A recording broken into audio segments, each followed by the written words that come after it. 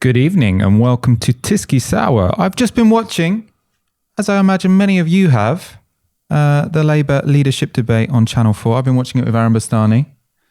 I thought it was more, they should have cancelled the hustings because every week the Labour Party have been putting on hustings where they just ask them question where they ask one after the other and there's no no theatre. There's no theatre, there's no to and fro, there's no prodding. I feel like we learned a lot more from that hour than we have actually in any of the previous debates we've watched over this race. We're going to talk about all of that tonight. We're going to have some clips, talk you through the debate blow by blow. I mean, that might be to over dramatize it somewhat. It wasn't quite blow by blow. We are also going to talk tonight about Dominic Cummings' first hire from his unconventional hiring practices. That was when he went on his blog and asked for weirdos and misfits. Who could have guessed he got a racist weirdo and misfit? Someone who was kind of into eugenics, who had been commenting on Dominic Cummings' blog back in 2014. So I would ask where he found these people, but it's quite obvious where he found the people who hang out on the Dominic Cummings blog, of course. We will also talk finally about the Conservative Party's latest threat to privatise the BBC. But first, to the debate. I think we should probably kick this conversation off with a clip, which is the first time anyone on that debate stage got a round of applause. And it was Rebecca Long-Bailey answering the question of whether or not the party should move on from Corbynism. Rebecca Long-Bailey, is there one policy that you would drop from this manifesto? Well, there were a number of policies that weren't deliverable within 5 years. Is there one you would drop? There's not one that I would drop, and I'll explain why. Because there were policies that were deliverable within 5 years that would go into the manifesto. So green industrial revolution, for example, investing in our education service. But there were other policies that were part of a longer term vision. So the 4-day week is a critical example of that. We'd never have achieved that in 5 years. It was a long-term aspiration after we'd improved productivity through investing in an industrial strategy and when we'd secured trade union representation in our workplaces. But putting it in the manifesto and packaging it in a way that we could deliver it under a next government confused people. And I think that's why we need to So it's just packaging? Rethink the way that we package our policies. But I just want to come back on a point that's been made about continuing Corbynism. And I'd say this to any Labour voter or Labour Party member. There's no such thing as Corbynism. There's our Labour values. If we believe in building more council homes, investing in our futures through education and industrial strategy, that's socialism. That's not Corbynism, and we shouldn't throw away those policies. OK, hold that thought.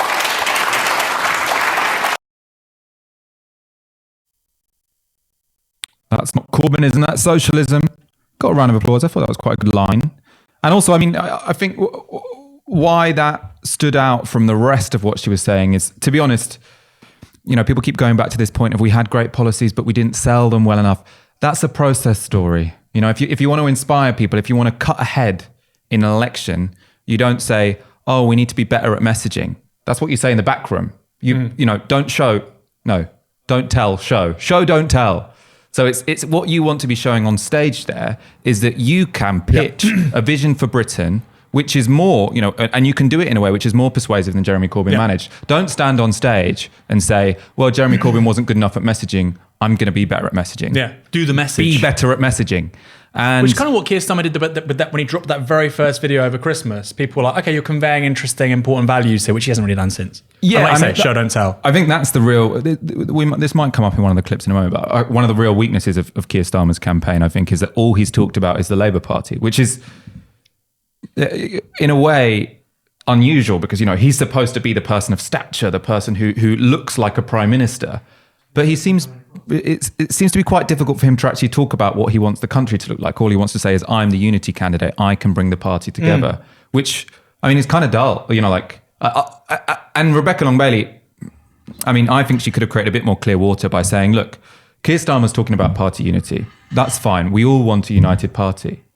But what inspires me, what keeps me up at night, isn't whether or not the Labour Party is going to be united. That's just a means to an end. I was going to say exactly that. That's a minor point. That's a detail. That's a detail. And the fact that it even has to come up is a disgrace. That's because people were attacking us from day one. Lisa Nandy might pretend that the reason she resigned from the shadow cabinet was because she chose the Jewish community over the Labour bullshit. Party. She's embarrassing herself. We know that she's rewriting history. She had a very good show otherwise, but yeah, she's embarrassing herself. So if Rebecca Long-Bailey can say, look, let's screw the process. Obviously, we didn't do the message properly. Obviously, we didn't sell the vision properly. But don't make a 2-minute answer out of that. It's like, no, I agree. I feel a bit frustrated now. No, actually. I agree with you. Like the whole thing, like you say, Starmer's shtick is he's talking about the party.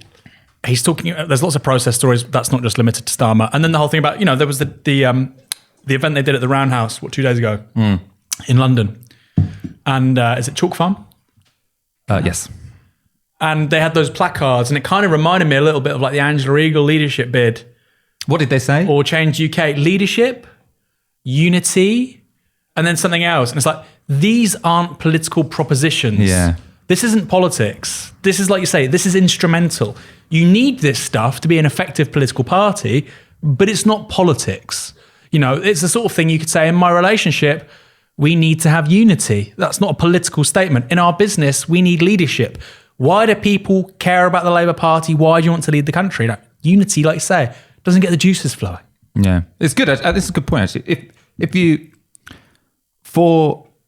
Because obviously we all know Rebecca Long-Bailey's a bit behind, and the race at the moment has been, fairly uncompetitive. It seems like Keir Starmer feels like he can walk away with it.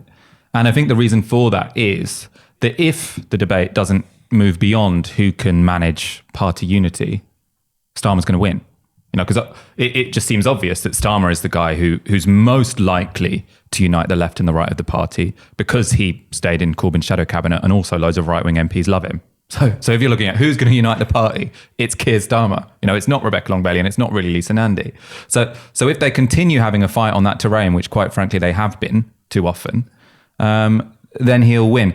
If the other two candidates challenge him to talk about his vision for the country and why he is the person to take on the country's establishment, because just because the Conservative Party won the last election, that doesn't mean there isn't an establishment that need to be challenged, then that is where Rebecca or Lisa could be competitive, because I think actually, frankly, they are better at talking about inequality in Britain than Keir Starmer manages. Well, certainly better at telling a story.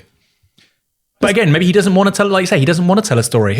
He can win if this is about unity and instrumental logic and, telling and not showing. If it becomes about showing, not telling, because he can't show, there's rumours flying around that apparently it took dozens of takes, the video they put out over Christmas, the bit where he's talking, there's Doreen Lawrence, all these kind of moving people talking to camera. Apparently he couldn't do it, and even the final thing where we can and we will change Britain or whatever the final bit of the video is, he couldn't look at the camera and say that. They had to have a cutaway.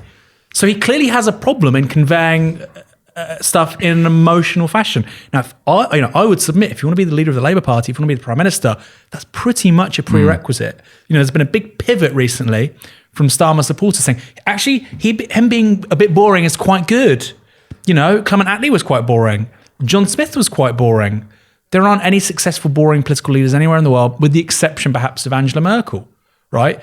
In politics today, those are the rules. We don't like it. You have to be moderately entertaining. Part of the shtick of Bernie Sanders and Jeremy Corbyn was the explicit repudiation of that. Look, I want to talk about politics. I want to talk about working people, yada, yada, yada. But that's not what Starmer is. Starmer's meant to be this kind of telegenic, like you say, personification of a cipher. People look at him and go, this guy, and they see things that they want to see. You're only an effective cipher if you can actually convey emotional value, into a camera, which he doesn't seem to be able to do.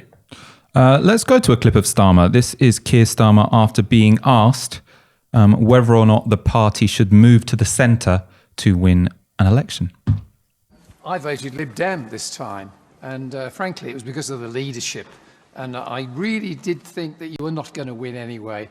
But are you hearing anything tonight? I've heard from the three candidates tonight, all very good candidates, but I'm looking for the candidate who is going to, once they've been elected, move towards the centre, because that is where the votes are. They're not hard on the left, they're in the centre. So I'm wondering which one of those three is going to do that. And okay. I think it's Keir Starmer, but that's personal view. Thank you. Well, do you want to just briefly, is it you, Keir Starmer? Are you the person who's going to move the party back to the centre? I'm the person that wants to unite our party to be the most effective opposition we can possibly be and to forge our path to victory at the next general election. And they're my three priorities, so that we can actually win this country and change this country for the better, which I suspect and I hope would persuade you to vote Labour again. Again, I mean, I suppose we could have shown that clip before our last conversation, because that that proves the point, really. He's saying his three priorities are uniting the party, being an effective opposition, and building a path to power. None of those are about the country.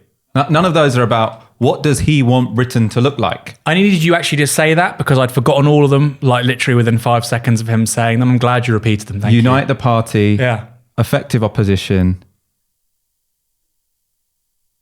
path to power. If you were watching that, by the way, on Channel 4 just now, what can you remember Keir Starmer saying? This matters, by the way. Things sticking in your head matters. Let's go straight to another clip, actually, because we kind of talked about that a bit earlier. And I think this is where we're going to see some of the more substantive differences, because we've got Keir Starmer and Lisa Nandy, who had a decent show tonight. I mean, she made a couple of points that myself and Aaron disagreed with. That one of them we've already mentioned.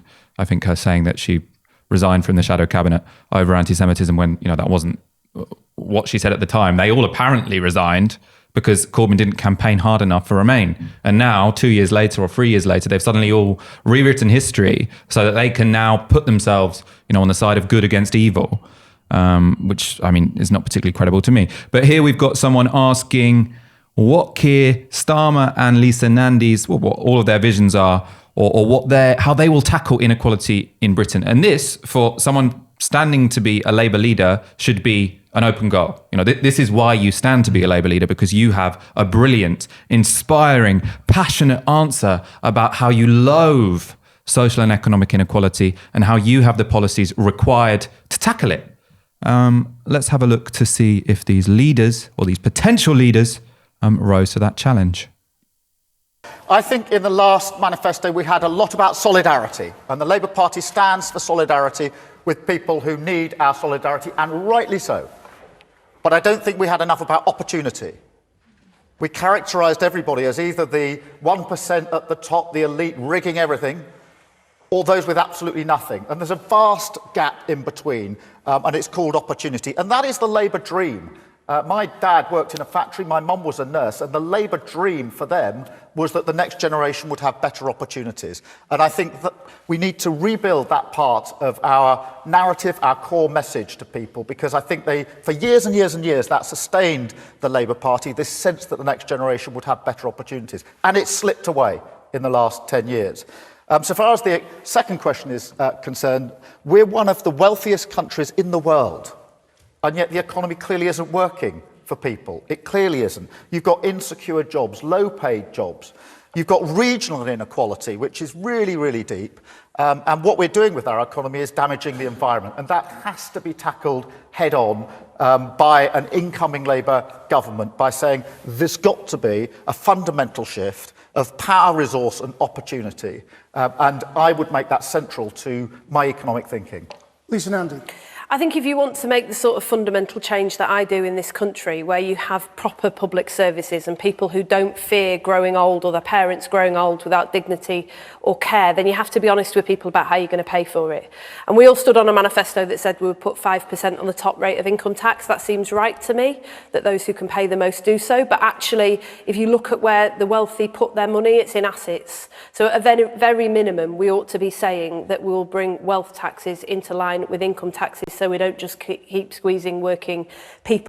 Secondly, I think we need a different relationship with business. I said this week that I wanted to introduce a social licence for business, because how can it possibly be that you have workers in Dunfermline sleeping in tents who work for Amazon, while last week Jeff Bezos bought a $165 million mansion with his loose change? We've got to support good businesses who do make a contribution, who do tackle climate change, who do support their workforce, by introducing a social licence so that those who don't face real penalties for it. And finally, we've got to do something about the hidden poverty taxes in this country. It costs more to be poor, for your insurance, for your credit rating, just even to access your own money through a cash machine. It costs far more to be poor. So we've got to come at this from both ends and show people that we're there for them at the most difficult times of their lives. Keir Starmer, who essentially there repeated the question back to the audience member. If the question is how are you going to deal with inequality, then you don't just say to the audience member that, oh yeah, and yeah, we're going to tackle inequality. Because then you've missed you haven't added anything. If you're on national television as a Labour leader and you're given the chance to talk about social and economic inequality, because by God, it's not going to happen very often if you actually become Labour leader, because they're going to constantly try and take you off track and talk about something which they know, sets you apart from the population. And they know that people want to tackle economic inequality. So you have to be able to get that from the get-go, But Lisa Nandy told a story, right? She told a story about, the difference in life chances between someone who's working in an Amazon warehouse and a boss of that Amazon warehouse. And that means that you're using that opportunity to actually get something across. I mean, she also had a, implicit criticism of the last Labour or the current Labour leadership, because she's saying once we have businesses who have signed up to our social pledges or whatever, they'll get benefits. She's trying to say we'll be fiscally responsible and we'll also be pro-business, whilst throwing in a story about economic inequality. So, I mean, we don't know what policy will come out of those proposals, but at least, she's adding an emotional story, which is why you remember it. Which is what exactly what Starmer's trying to take away. We don't want to talk about the top 1%. We want to talk about opportunity and the Labour dream. And I watched that particular sort of 10-second segment in particular, and I'm sure many people watching this, like Starmer, think he should win, think he'd be the next Prime Minister.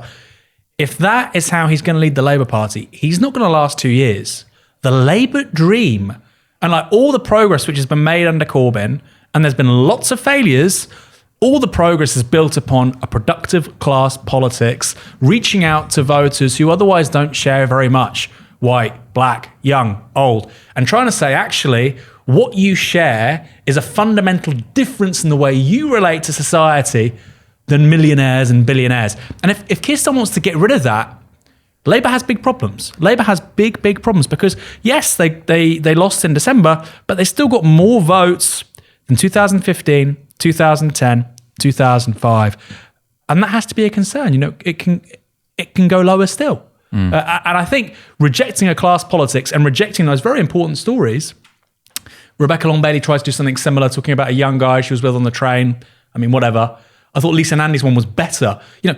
There is nothing wrong with saying ours is a society where we have Amazon worth $1 trillion as market capitalization in the US worth $1 trillion, and yet Amazon employees have to use food banks in this country. That's unacceptable. Nobody is going to be turned off from voting Labour. Most people will find that utterly objectionable.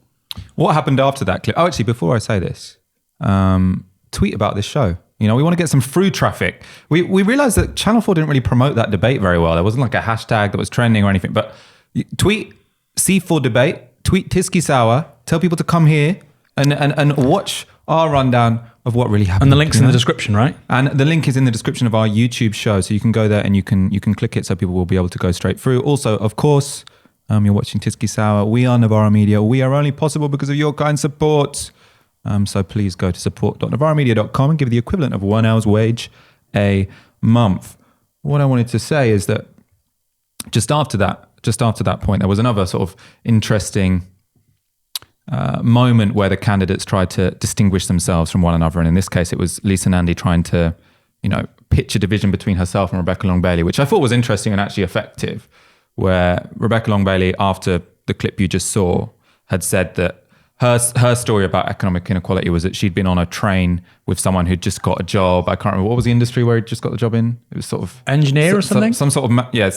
Who's going to go work on a rig? Who's going to go work on a rig? Like technician or an engineer or... Yeah. It's like, talking about industry, Yeah. And then she was saying, he was really happy, but then she got off the train and she was really sad because she realized not many people have those opportunities in places like Dudley. They were in Dudley, right? Right, yeah, West Midlands. And then Lisa Nandy, which I thought was quite intelligent, sort of said, look, I'm gonna talk about Dudley differently to what Rebecca Long-Bailey just said, because I know you're not all miserable.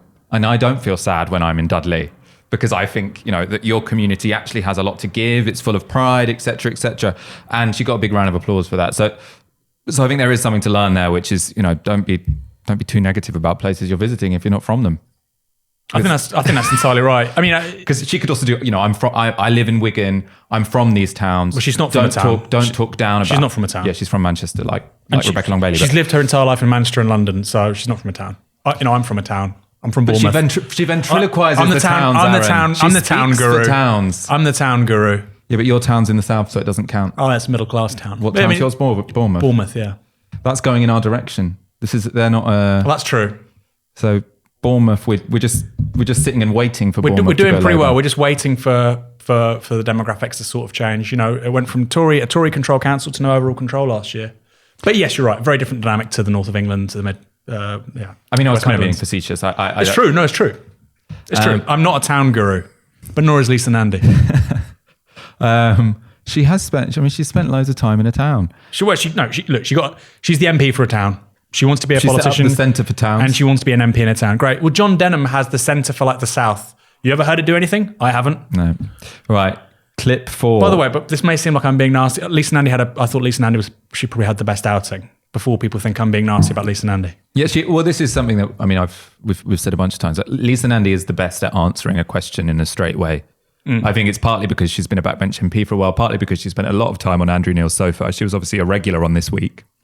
It's quite clear, actually, that during this leadership campaign, both Rebecca Long-Bailey and Keir Starmer are kind of learning on the job. Yeah, massively. Because we're talking about the woodenness of Starmer, but to be fair to him, he has dramatically improved, actually, since his first outing. And so people might think, well, he's probably going to continue improving. Which he would. I mean, Also, Corbyn yeah, improved so dramatically. Rebecca Long-Bailey also, I think, has improved quite a lot over the course of this.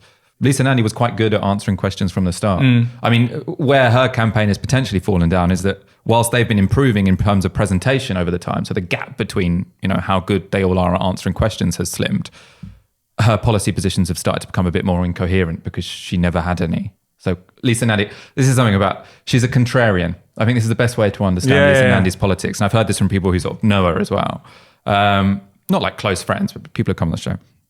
And this really explains her role in Labour over the last 4 years, I think. I remember the thing that frustrated me most with Nandy was seeing, after there'd been that huge battle on conference floor in 2019, well, it wasn't a battle actually, because there ended up being consensus between members and trade unions over the Green New Deal. The whole point of the Green New Deal was we're going to have an ambitious environmental programme and we could bring unions on board by making it all about creating jobs. 2 weeks later, Lisa Nandy, or maybe a week later, has a Guardian article which is like, environmental campaigners need to stop telling people that they can't fly or drive and they need to start talking about jobs. It's like, did you miss conference? Have you not been on Twitter? Have you not read it? Like, there was she was in towns. There was a historic moment at that conference where all of the trade unions unanimously supported a pledge to dramatically reduce carbon emissions because some activists had come to the conclusion. She came 2 weeks after the conference 2 years earlier and spent that time organising to bring workers on board with a proposal to... She's done this on loads of things, right? Another one was with nationalisation. We don't just want the top-down nationalisations of yesteryear. Hey, there's a document called Models for Alternative Models of Ownership. And that was written by John McDonnell and guess who else? Rebecca Long-Bailey. And it's talking about growing, the cooperatively owned and mutual side of the economy. So it's not just about top-down nationalisations. But again, it's making a pastiche of arguments which nobody's saying. Nobody's saying, look, we want to have the exact replica of the 1945, post-1945 nationalisations. Nobody's saying that. Well, they've been saying precisely the opposite. I mean, this Right. whole thing of They made a real effort we need to to not think say it. about decentralisation and, putting power back in the hands of ordinary people. It's like, that's literally what the party leader has been saying for 4 years. People on the left have been saying this for 40 years. And it's now like mainstream thinking in the centre left. Like this isn't, you don't have to reinvent the wheel. But fair enough, maybe resigning from shadow cabinet and sitting on Andrew Neil's sofa instead has actually turned out quite well for her. Well, she's certainly, career and her performance. like you say, she's a better orator for it. So maybe it was the right decision politically. I think we just mentioned, and obviously anti-Semitism came up. Let's talk about, this has been difficult for Rebecca Long-Bailey, the anti-Semitism issue. She was already on the back foot when it came to, people who thought that Corbyn has been atrocious on this because she's the most associated with him. She's also upset some people on the left because she's wholeheartedly accepted what it seems like the Board of Deputies analysis, and many people are thinking she's giving way too much ground when it comes to Palestinian rights. Let's look at her answer here on why she didn't resign over anti-Semitism. I mean, you think what Jeremy Corbyn tried to introduce was anti-Semitic. Why didn't you resign over this?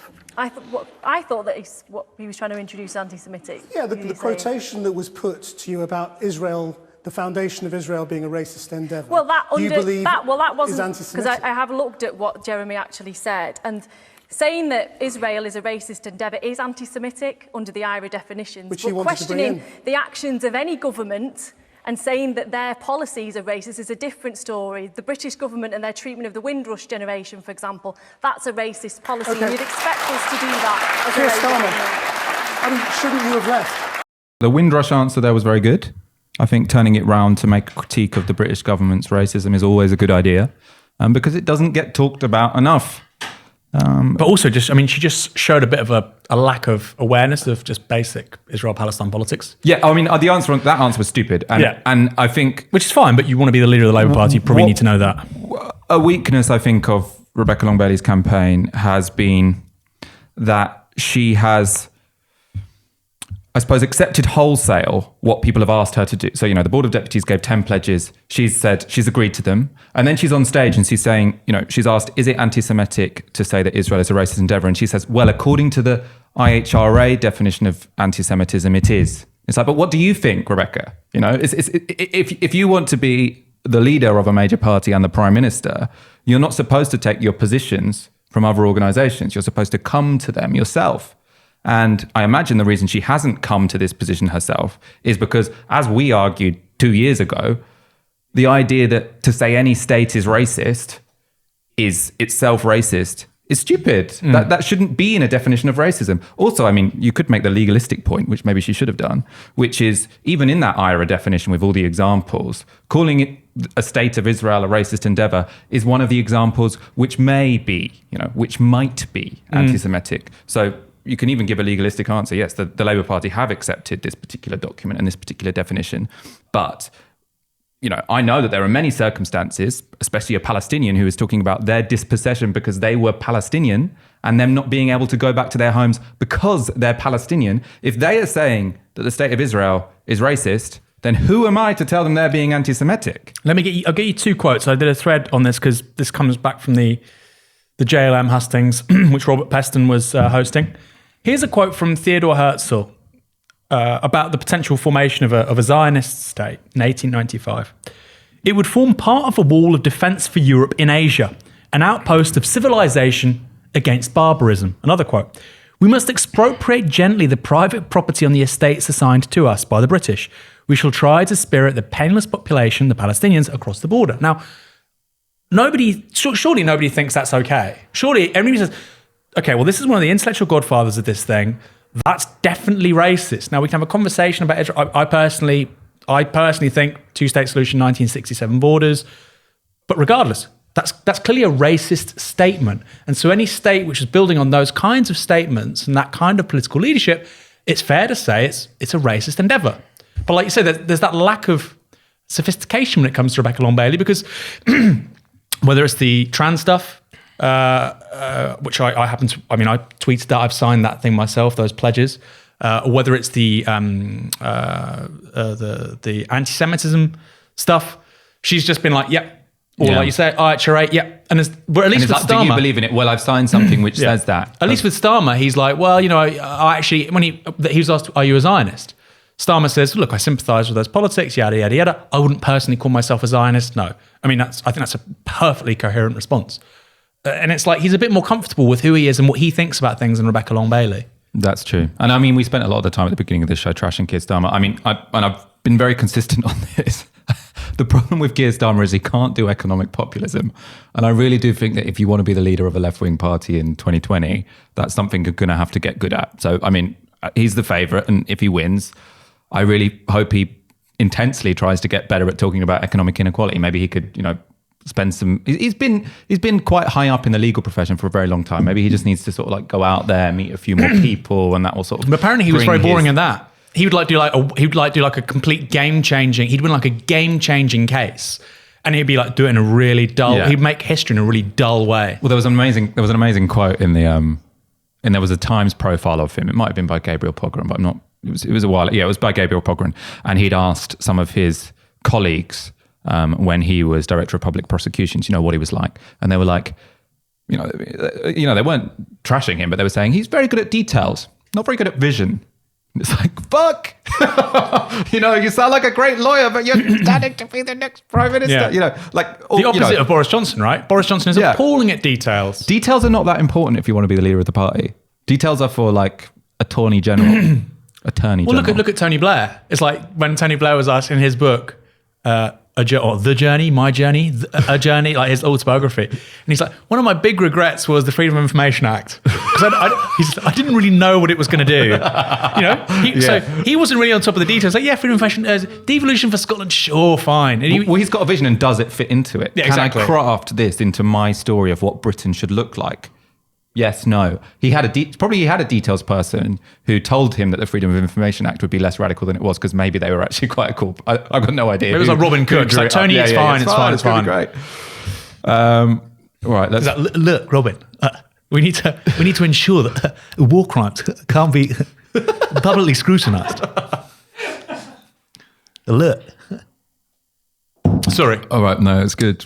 If anybody wants Impressions always welcome. Always welcome, especially Paul Mason impressions. All right, we're going to go to our final clip. Get on the phone, call for Keir Starmer. We're going to make 500,000 phone calls this week. Left. Okay? And if you don't do that, go buy my book. I can't do Mason. What's good? Left, but a different kind of left. Book. Was the Paul Mason line I remember from this particular election. That was when he shared the original video. Keir Starmer's left, but a different kind of left. Interesting. Hardly Potentially, it's kind of true. Potentially. Comrade Mason covering himself in glory. Do you think that's true? What, that he's left, but a different kind of left? Well, I mean, we know the difference. We know how Keir Starmer is different to Jeremy Corbyn. It's not a mystery, you know. But I think people often sort of try and paint him to be this man of mystery. He's been quite clear about who he is, right? Which is that he's a nice guy, a fairly honourable guy, who can, you know, take on the establishment in a courtroom when what's required is, you know, to get some details right. He's doing a job there. You know, when you're a barrister, so in that video, what he's talking about is I represented these people in court.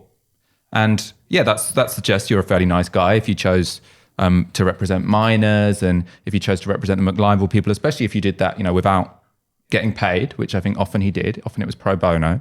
So that's good. Hey, maybe Julian Morm could be the next Labour leader. Well, he's good at legal cases. He also does a bit more media bashing, but they always, they always fail. Whereas actually, Keir Starmer used to win cases. I guess. Yeah, I think Keir Starmer, great lawyer, and he really put his abilities to good use. It sounds like, but what does his past prove? That he was good at doing his job when his job was winning a legal case. Is there anything in his past or his present that shows he can do what a politician needs to do to take on the establishment and win? Absolutely not. And also, apparently, in sort of internal political arguments within the Labour Party over the last several years, he would win debates by kind of the coherence of an argument over like 30, 40 minutes. So apparently people would go into meetings with him and he'd say, look, this is what we should do. And they would completely disagree.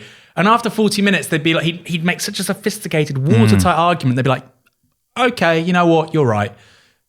You can't do that with the electorate.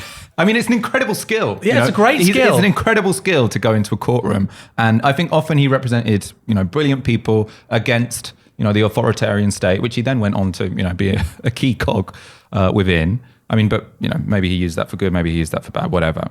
But the issue is being a politician is very different from being a details guy as a barrister. Anyway, final clip from the debate, Keir and Rebecca Long-Bailey talking about Palestine.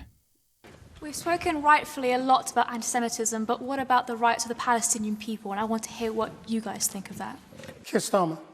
We can stand up, and we should stand up for Palestinian rights. And that can perfectly well be done without being anti-Semitic. These two things are not in conflict, and the suggestion that they are is just wrong, I think. But you're absolutely right to raise this, because we do have a dispossessed Palestinian people, and we have an insecure Israel, and I don't think anybody can pretend that this is a state of affairs that is possibly right in the world, and we need to do something about it. Standing up for the rights of Palestinians is the right thing for our party to do, and we've always done that. And I believe in a secure Israel alongside a viable state of Palestine. But I also think that the conflict must be settled on the basis of international law, human rights and social justice. 80% of Palestinians are reliant on humanitarian aid. So we should continue calling for an end to the blockade and the illegal settlements that we see in the Palestinian West Bank and in Gaza. And I'll never apologise for standing up for for the rights of Palestinian people, but at no point should it ever be conflated with anti-Semitism. They should always be two separate issues. Well said. We've mentioned that at times Keir Starmer has been better than Rebecca Long-Bailey when it comes to issues such as anti-Semitism because he's been less inclined to defer. Like he seems like, because he's an intellectually confident person, and also, to be fair, because he feels less like the moment he says something off script, he's going to be destroyed by the entire establishment, which is obviously what Rebecca Long-Bailey's worried about. He's also older, right? I mean, he's almost 20 years older. But which is why he can have the confidence to say, I'm not a Zionist, whereas Rebecca Long-Bailey says, I am. Yeah. And even on the drugs question, which we haven't shown a clip to, there was a moment where they were asked, would you legalise cannabis? Keir Starmer said, I'd consider decriminalising cannabis. Rebecca Long-Bailey just said, like, no, because I think she doesn't want to open any more fronts because enough people are attacking her already. But on that issue there, Rebecca Long-Bailey did so much better than Keir Starmer. And that's because, Keir Starmer was asked a question by someone in the audience who was obviously incredibly concerned that the debate when it comes to anti-Semitism has come to a point where the rights of Palestinians are being, ignored. We're telling Palestinians that if you talk about the fact that your grandparents were excluded from their homes because of their ethnicity, and you think that's racist, then you're the racist. It's like telling a Native American, you think America's racist, you're the racist. It's exactly the same. Fucking bananas, right? Exactly So the there's same. someone in the audience who's like, we've entered this upside down world where Palestinians are being called racist for saying true statements, right? For saying we were displaced. Yeah, and Keir Starmer was like, well, we can be pro-Palestine without being anti-Semitic. But that's not quite his voice, is it? I'll work on my Keir Starmer impression. You need the nasal Yeah, thing it's as well. kind of nasal. But then his analysis of Israel-Palestine is like, there is dispossessed people in Palestine, and there is an insecure Israel. It's like, that just makes it sound like there's this sort of equal battle. Oh, both sides, what are we going to do? Yeah. And at least Rebecca Long-Bailey puts down on the table, of course we want to secure Israel. And of course, Palestinians are dispossessed. But the real fucking issue here is that we need international law to be followed. And who's not following international law? Israel. I mean, I'm sort of adding a few words here, but that was really the point of her answer, right? She's talking about what's going on in Gaza. She's talking about the situation on the ground so that we don't forget what matters. Whereas in that situation, again, it comes down to what are you comfortable talking about? And as a left-wing person, what you're often comfortable talking about is injustice and fighting and struggle. And Keir Starmer sort of says, well, there's a difficult situation. Well, also, it's There's a like, difficult how do we help the situation going on. Palestinians? Well, look, you can support Palestinian sort of self-determination without being anti-Semitic. True. That's not answering the question. And Lisa Nandy, when they were talking about inequality, talks about Jeff Bezos and somebody who works for Amazon on, poverty pay. Let's talk about somebody that lives in the Gaza Strip. It's basically been an open-air prison since 2007. Nobody can get in or out. It's basically under blockade. Its GDP per capita hasn't moved for 20 years. It's actually poorer now than it was then. It's basically in permanent recession. Journalists can't get in there.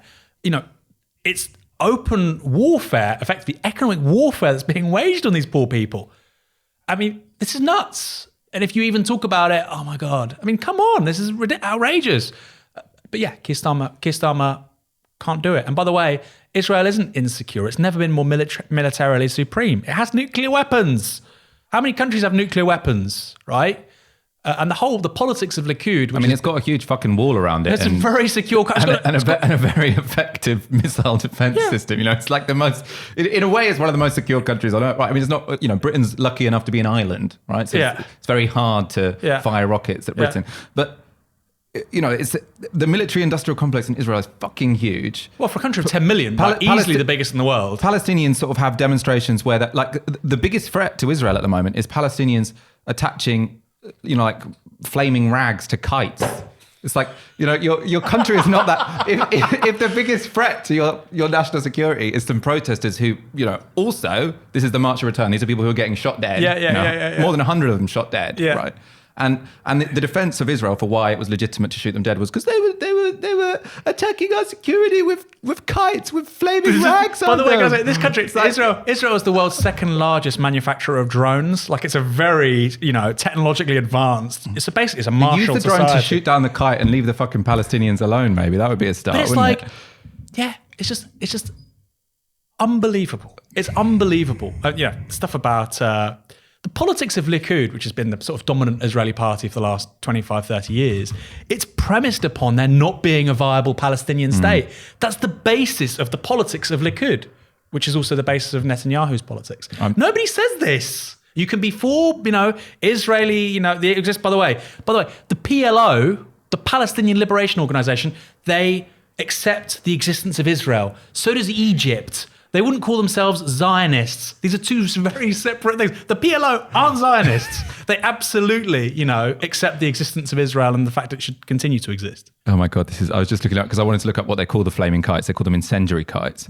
But then you've got this fucking New York Times article, right? Maybe unable to stop, I suppose it's probably too late to get it up, but New York Times, this is the first thing that comes up about flaming kites. Unable to stop flaming kites, Israel moves to choke off Gaza commerce. So it's like, Israel's so insecure because there's some flaming rags on kites. So we're going to block their entire economy and put them under siege. It's not and, funny. And shoot them. It's not funny. But I mean, just the fact that you can stand up there and say, Palestinians have been dispossessed, but Israel's insecure. It's like, oh, fucking hell, get a grip. But also, Fox tells us to hurry up. Israel occupied South Lebanon in the 1980s. It's occupied bits of, the Golan Heights. It's occupied lots of other countries. Nobody, they're like you say, it's just unbelievable. Short of actually being surrounded by water, it couldn't be more secure. We are going to talk about our next topic, which is eugenics in number 10. Well, not anymore, actually, because there was a resignation this evening. But we'll go through the story anyway, because it's quite instructive as to who is in the orbit of number 10 and who are the kind of people they are looking to bring in and, well, in their minds, strengthen their operations. We might think something else. So we'll start from the beginning of the story. So you might remember, we talked about it on the show, Dominic Cummings, back at the start of January, called for on his blog post. So this was news because normally when you hire people, you go to whatever website you do it in, but he did it on his blog post, or you do it via the civil service. I don't actually know how these hiring practices work. But he wrote a blog post saying they want data scientists, project managers, policy experts, and assorted weirdos to work in number 10. So you should email his Gmail account. Apparently he got thousands of people who emailed asking for a job. And he whittled it down to this one person, 27-year-old Andrew Sabisky. It seems fair to say he fell into the assorted weirdos category. And I say assorted weirdo because this guy turns out to be a fan of eugenics. And how do we know this? And this story, I think, this part of the story, I think, was undersold. It's like, because people are like, oh, maybe they didn't know that he was a fan of eugenics. You know where all the comments had been posted? All these pro-eugenics comments that this guy posted. Pro-eugenics. It was on Dominic Cummings' blog. Also the other part of this story, right, is that, Dominic Cummings is like, I want the best and the brightest people from the country. Who's he employed? Someone who's like a follower of his blog. It's like, if we, all due respect to you, it's like if I became Prime Minister and I was like, I'm choosing my top commenter on Tisky Sour to be my number one special advisor. Maybe I will. But I think if I did, it would be right for people to ridicule me. Remember that in 2024. A comment on Tisky Sour right now, that could land you the top job in the civil service when Michael Walker is the head honcho at number 10. Anyway, let's read some of these quotes. So in 2014, Sabisky wrote, "One way to get around the problems of unplanned pregnancies creating a permanent underclass would be to legally enforce universal uptake of long-term contraception at the onset of puberty. Vaccination laws give it a precedent, I would argue." So he is obviously, he's connecting an underclass with, well, actually, this one, it could be genetics, it could not be genetics. Anyway, he's saying that basically we need to enforceably sterilize people or at least put off their ability to get pregnant. Very, very bizarre. But in case you thought this was just, a classist idea, so that he just thinks that people, poor people who tend to get pregnant, they should be sterilized. And, maybe it doesn't, maybe his version of eugenics doesn't veer into racism. Toby Young's. There are some eugenicists who aren't racist, they're just classist. Like the Fabians. It like seems the New like, Statesman back in the day. Right. It's Jason Cowley, legal letter on the way. 80 years ago. But no, even if you wanted to give him the benefit of the doubt, you cannot. So we're going to get up his next comment in 2014. This was on a different blog. This wasn't on Dominic Cummings' one.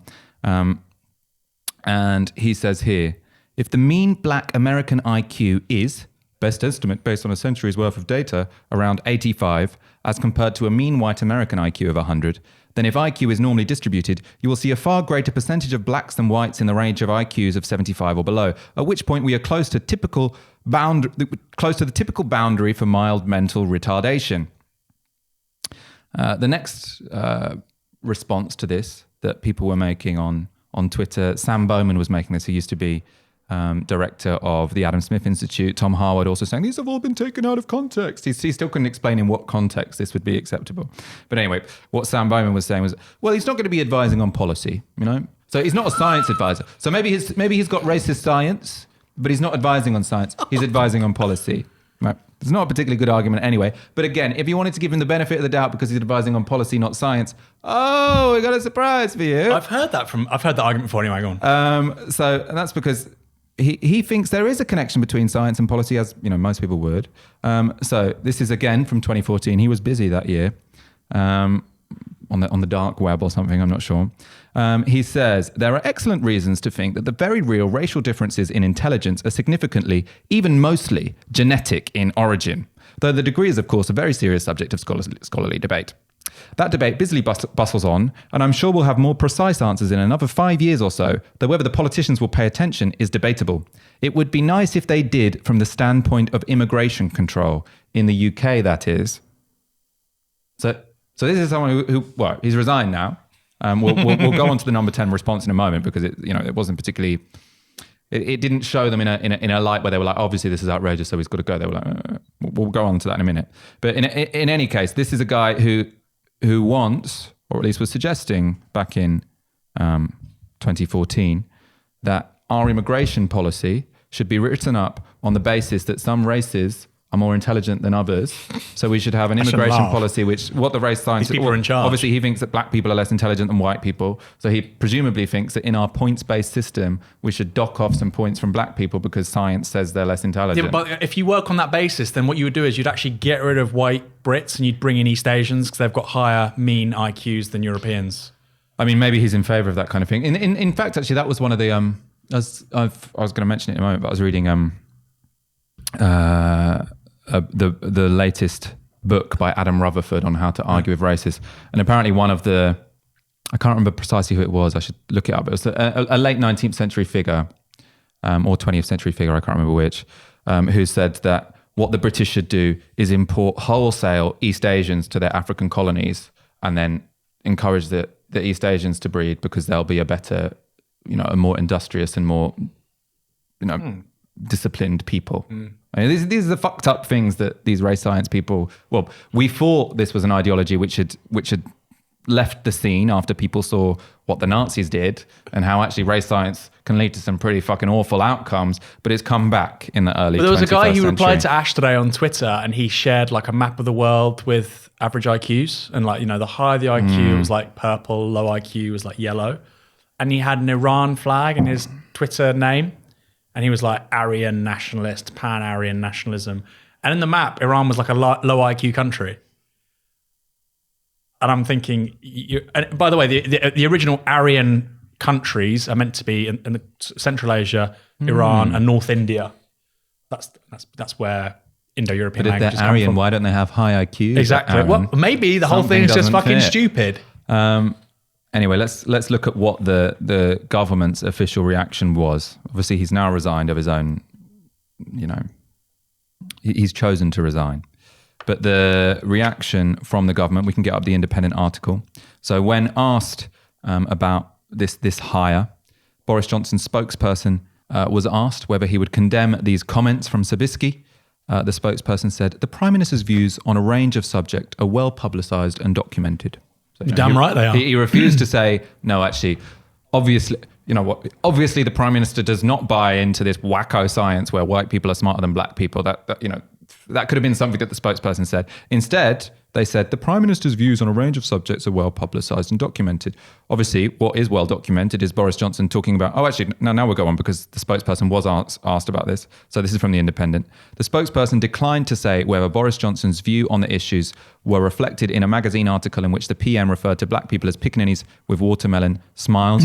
And they go on to point out that whilst editor of The Spectator, Mr. Johnson published an article in which columnist Taki wrote, on average, Orientals are slower to mature, less randy, less fertile, and have larger brains and higher IQs. Blacks are at the other pole, and whites fall somewhere in the middle, although closer to the Orientals than the blacks. Boris Johnson was subsequently asked about these remarks, and he described Taki as a very distinguished columnist. So what have you got? You've got someone who's the first person, in fact, who's hired from Dominic Cummings' weirdo blog. He hires someone who comments on that blog with promoting eugenics and promoting race science about IQ differences between the races. And forced sterilisation. And forced sterilisation, how it's all genetically grounded in some races being smart and some races not being smart. Obviously completely junk science.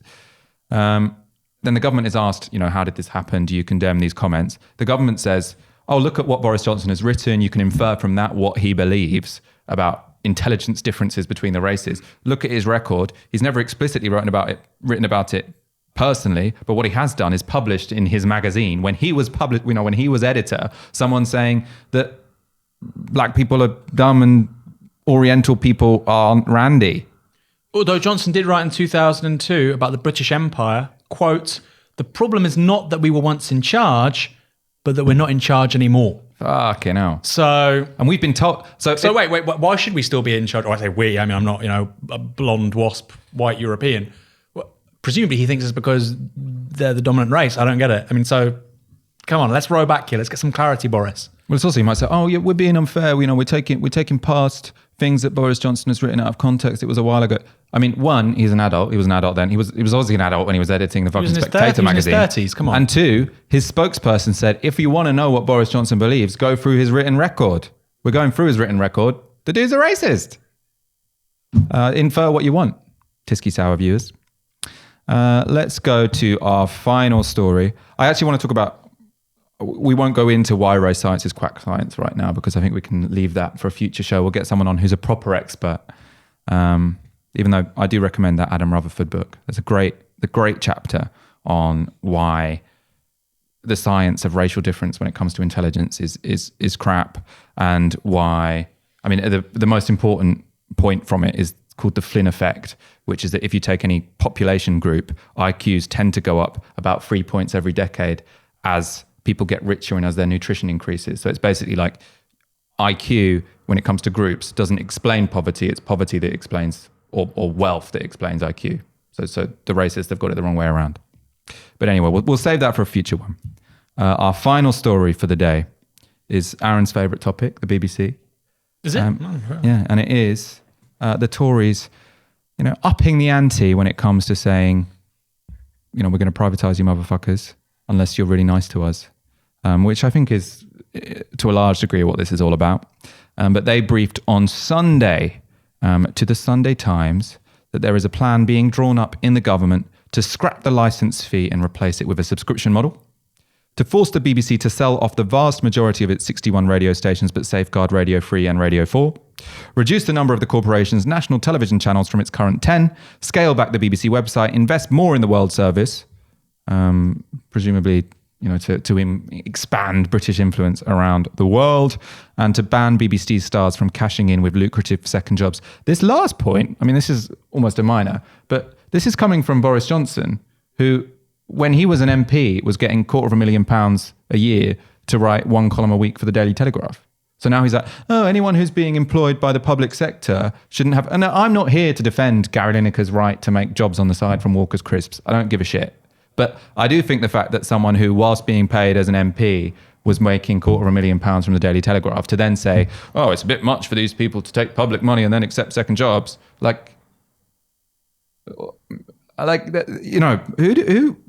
the fuck is this guy? They're all assholes. But none of them should have second. Look, there are people at the BBC earning 2, 3, 4 times what the Prime Minister earns. You shouldn't obviously have a second job if you're doing that. I'm going to go to a quote from a senior source, and then I'll go to your thoughts, Aaron.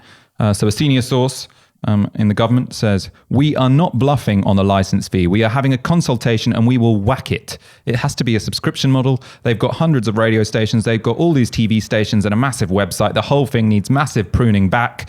They should have a few TV stations, a couple of radio stations, a massively curtailed online presence, and put more money and effort into the World Service, which is part of its core job."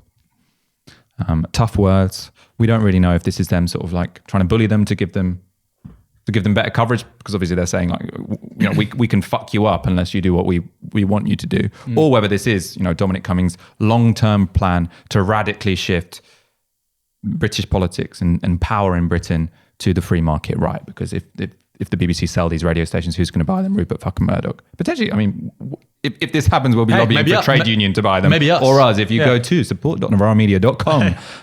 So when the government Radio sell off 1. the BBC, we are ready to buy one of the good radio stations. Michael Not that- Walker at Drive Time. I'd love it. Hey, did you see that talk radio thing? Speaking of what the future of British media might look like, What the talk- hellscape of talk radio. There was like Dan Wootton with Simon Cowell, and it was just awful. Maybe we can pull this up. They haven't got any time to do it. But that's basically, our colleague James Butler tweeted, this is the future of Britain's media if we don't have the BBC. I don't quite agree with that because, you know, America's not like that. However, that's precisely what people like Rupert Murdoch would like it to become, yes. What do you think about this? Are you still sticking with your line of fuck the BBC, we don't need to defend it? Let them sell it off and we'll build our own. No, I mean, I don't say that. I'm worried that the left, with regards to the BBC, makes the same mistakes it did with the European Union, which is just completely defend a crumbling liberal institution which is incapable of defending itself, and that's a concern. The BBC has been totally inhospitable for left commentators and ideas the last 30 years. So I don't really see it as a fail-safe against the far right. We've just had a guy talk about race science be appointed advisor at number 10. Yes, he lost the job. Was that because of the BBC? Not particularly. So I don't really buy that. I mean, a lot of these newspapers, The Sun, Mail, they have the influence and the national reach they do because actually they're amplified by a public service broadcaster, which we all subsidise. You know, The Sun this year, its readership might go below 1 million circulation. Every morning, first thing, Today programme, Radio 4, somebody reads out The Sun's headlines. Last thing at night, on the BBC News channel, on Newsnight, somebody reads out The Sun's headlines. So why are we as public service broadcaster sort of funders subsidising Rupert Murdoch's £1 billion media empire? Doesn't make sense to me. However, I do think that this briefing there's probably some truth to it. Because why would the government, BBC Radio 3 and 4, I don't know why you would save Radio 3. It's basically like classic FM. So basically, I suppose that's probably what they've discovered, that Tory voters are most likely to listen to. All Right? the So they're voters saving want it. Radio, but they probably hate Radio 1. Why would you do that, right? The biggest like audience engagement, etc. If that's the metric you're judging it by, you probably keep Radio 1. Why would you keep Radio 3? They're keeping Radio 3 and 4 because this is the politics of OK Boomer. I'm not attacking older people. I'm just saying it makes sense from the perspective of electoral expediency to keep those two stations. So perhaps something in it. Let's go to some of your questions or your comments. So RLB for leader tweets on the hashtag Tisky Sour. I think Aaron wins on the impressions this time. I think that's fair enough. I'm not going to contest that particular judgment. Joseph O asks, is it in any way legitimate to say that the last Labour manifesto somehow didn't address the needs of towns and prioritise cities? What do you think? I mean, everywhere in Britain's screwed up and needs investment. However, I think cities probably need less investment than towns. I mean, if you're in a low income job in London, you can get really cheap public transport to anywhere else quite quickly, quite regularly. You know, that's not the case in a lot of towns.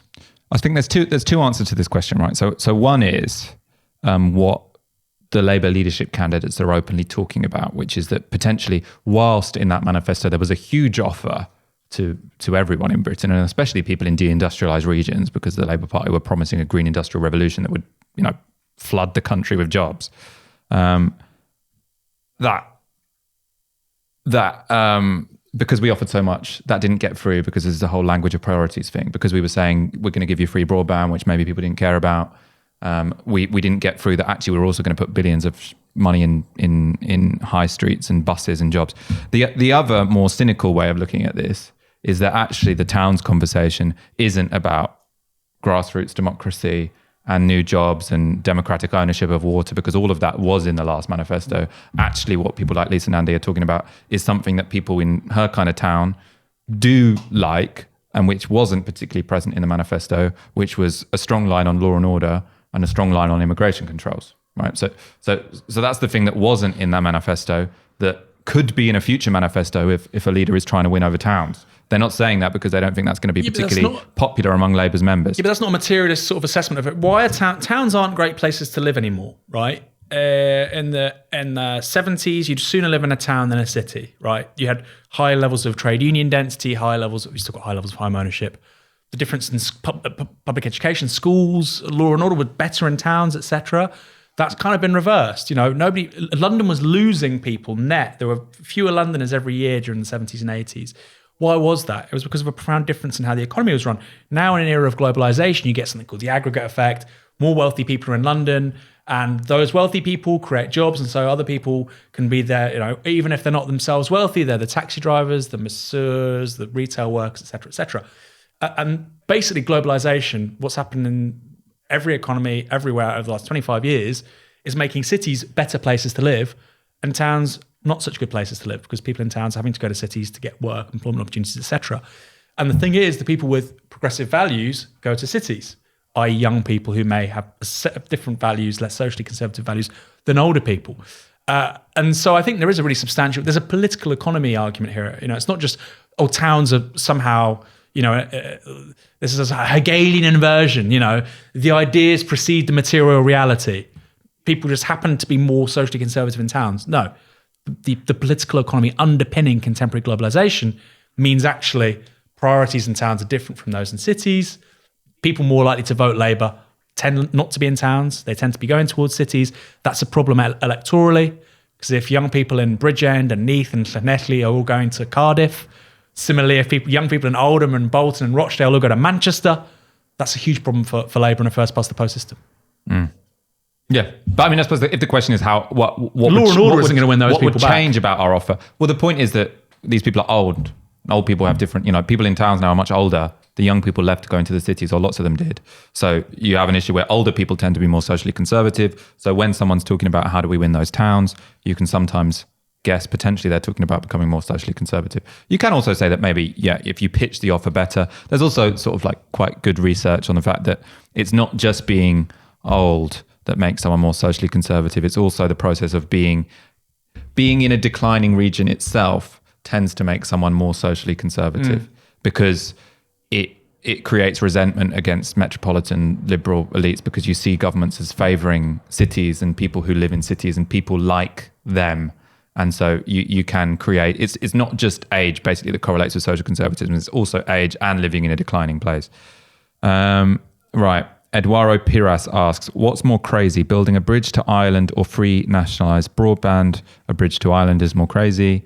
You have to build it over loads of dumped munitions and explosives. Loads of dumped munitions. Apparently the weather's really bad in that sea. Oh, who knew? I don't spend that much time in the sea between Scotland and Northern Ireland. You like a swim. But apparently it would be rather tough conditions to have a bridge going over that route. I've been over the bridge free between broadband is actually quite easy to do. Malmo and Copenhagen, the one that they're sort of basing it on. I've been on that, and this would have to be like 5 times longer, and that itself is like a half an hour journey. So, right. Final question is, Teraval asks, this is the kind of, what current Labour politician would be your dream candidate for leader? What current Labour politician? Yeah. Zara Sultana in 10 years' time? Who knows? We need someone now. Who knows?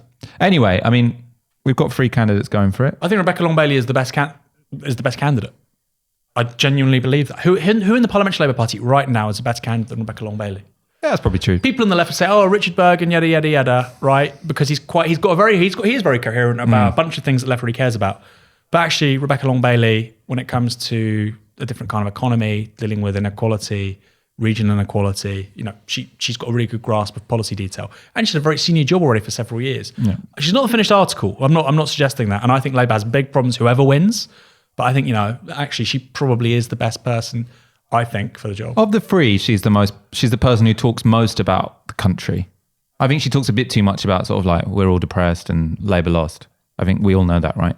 So, but she does talk about the fact that we need a radical policy of reindustrialization in this country, whereas Keir talks about unity and Nandi talks about we're crap, and we're about to die. No, it's like, fucking hell. Could you be more apocalyptic? I'm going to give you some harsh truths. Yeah. You're ugly and your life is shit. And people tweet on the hashtag, "Oh, Lisa Nandy, I like her. She's got something about her. And you're overweight. Get a job. Ooh, very electable. If you don't vote for me, you might all die in 5 years' time. This party's a piece of shit.